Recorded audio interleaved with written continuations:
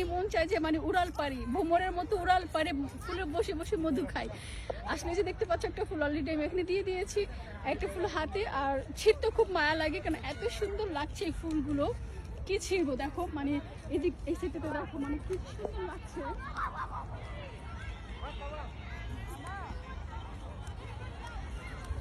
আমরা সবাই কিন্তু পিকনিকে আসি, পিকনিক করতে আসি।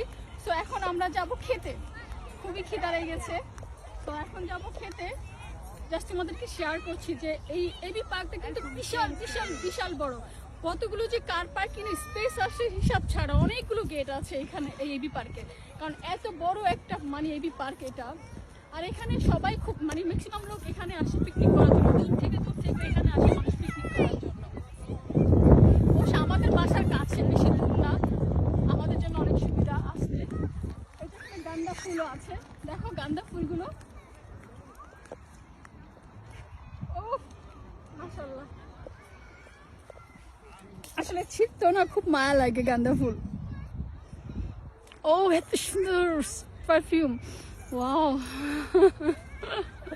আজকে আমি ফুলের বাগানে এসে ফুল হয়ে গেছি, তাই না? যদি আমি ফুল না, বাট আমার কাছে মনে হচ্ছে যে আমি ফুল হয়ে গেছি। সবাই ভালো থাকো, আল্লাহ হাফেজ, আসসালামু আলাইকুম। সবাই আমার জন্য দোয়া করবে।